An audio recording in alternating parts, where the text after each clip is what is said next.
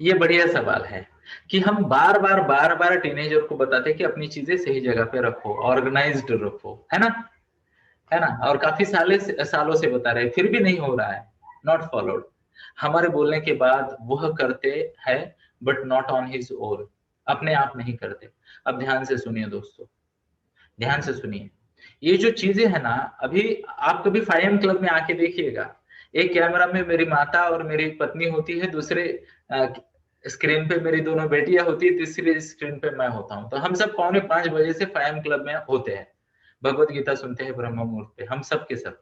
ध्यान से सुनिए, उसके बाद थोड़ी एक्सरसाइज होती है, योगा होता है, प्राणायाम होता है, मेडिटेशन होता है, ग्रेटिट्यूड लिखते हैं सब, हमारे घर का हर एक इंसान रोज थैंक यू राइटिंग में थैंक यू लिखता है, और उसके बाद दिन भर का प्लानिंग करते हैं और आगे बढ़ते हैं।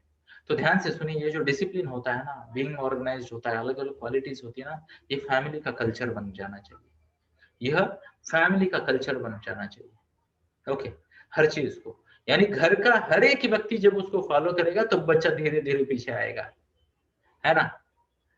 और कई बार ना हम गलतियां कर देते हैं, ध्यान से सुनिए, कोई दिक्कत नहीं, स्वीकार करते, कई बार गलतियां कर देते हैं ना, गलत टर्न मार देते हैं, और जाना था कोल्हापुर और निकल गए मुंबई की तरफ पूना से, तो क्या करे, स्वीकार करे, क्या करे, स्वीकार करे, यू टर्न मारे। अगर और ज्यादा पश्चाताप करोगे तो और 1 घंटा लेट हो जाएगा ना, उससे तो अच्छा है स्वीकार करे, यू टर्न मारे, पूना में आए और फिर सही रास्ते पे चल पड़े, कोई दिक्कत नहीं, देर आए दुरुस्त आए।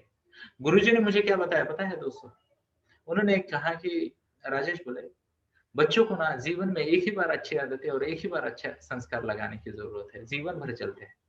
आप देखिए दोस्तों, एंड मैं दोनों चीजों की बात करूंगा, आप खुद की तरफ देख के बताना, आपकी टीनेज या फिर लेट टीनेज की जो भी अच्छाई है और जो भी बुराई है ना, आज तक आपके साथ में है ना, हाथ दिखा सकते हो आप ऐसे, है ना। तो इसे कहते हैं जय श्री कृष्ण। तो एक ही बार दोस्तों, ध्यान से सुनिए, बार बार करने की जरूरत नहीं, बट एक बार के लिए ना, एक बार के लिए पेशेंस रखना पड़ेगा। ध्यान से सुनिए दोस्तों, मैं एक टीनेजर्स का कोच हूँ, इनफैक्ट मेरा वही एक प्रोफेशन है जो मैं जिसे कहते हूँ, जहाँ पे मैं बहुत ज्यादा समय व्यतीत करता हूँ, तो मैं कोचिंग करता हूँ टीनेजर्स को, लाइफ कोचिंग, अलग अलग पैरामीटर पे। ओके, अब इम्पोर्टेंट बात क्या है, एक व्यक्ति बहुत ही परेशान थी अपने बच्चे से, एक व्यक्ति बहुत ही परेशान थी अपने बच्चे से, और बोली सर इसको कुछ भी करके सुधारो। तो मैंने उनको बोला, मैं इसको सुधारूंगा, पक्का सुधारूंगा, बट ये थोड़ी टेढ़ी खीर है, मुझे समय चाहिए, कितना समय आप दे सकते हो। सामने से जवाब आया, सर इसको बस सुधार देना, समय आपको जितना चाहिए, क्योंकि एक बार सुधरा तो जीवन के लिए सुधरा। ध्यान से सुनिए इस बात को, तो पेशेंस रखिए, पेशेंस रखिए। मैंने 2.5 साल 5M क्लब अकेले नहीं किया, आज रोज 50 लोग होते हैं मेरे साथ, है ना। मेरी दूसरी शिष्या मेरी खुद की बेटी है, 22 फरवरी 2020 को आई वो 5M क्लब में, है ना। उससे पहले मैं सिर्फ उसको बीच बीच में प्यार से बोलता था, बेटा थोड़ा जल्दी उठा करो, ब्रह्म मुहूर्त में अच्छी बात है, अच्छे संस्कार होने चाहिए, है ना। तो एक दिन ऐसे भगवत गीता सुना रहा था, तो प्रकृति के 3 गुण, रजोगुण, तमोगुण, सतोगुण पे भाषण दे रहा था, उसने सुन लिया और बोले पापा मैं कौन से गुण की हूँ, तो मैं बोला बेटा तुम्ही अभी टीनेजर है ना, डायरेक्ट फीडबैक नहीं दे सकते, भले ही वो आरसी क्यों ना हो, है ना। तो कोई नहीं डायरेक्ट फीडबैक नहीं दे सकते। मैं बोला बेटा तुम ही जज करो, एंड मुझे पक्का पता है कि तुम्हारा जजमेंट गलत नहीं आएगा। शाम को आ गई सोने से पहले, रात को बोले पापा मेरे हिसाब से तो मैं बड़ी ही तमोगुनी हूँ, तो अब क्या करना चाहिए। मैंने बोला तमोगुणी का क्या परिणाम होता है, तो बोले तमोगुण जो है वो नरक का हाईवे होता है। ये मैंने मेरे प्रवचन में बोला था, तो पापा बोले क्या मैं नरक के हाईवे पे हूँ। मैंने बोला बेटा अगर तुम कन्विंस हो, तुम तमोगुणी हो, तो तुम नरक के हाईवे पे हो, इसमें क्या दूसरी बात है ना। ध्यान से सुना। तो बोले अब क्या करना चाहिए। मैं बोला सतोगुणी बनो। बोले कैसे बनना है। मैं बोला वीडियो फिर से देख लेना। मेरे तो वीडियो होते हैं ना। मैंने बोला वीडियो फिर से देख लेना। तो सतोगुण में सबसे पहली बात थी कि सुबह जल्दी उठना, है ना। या या निशा सर्वभूतानां तस्या जागृति संयमी, यस्या जागृति भूतानि सा निशा पश्यतो मुने।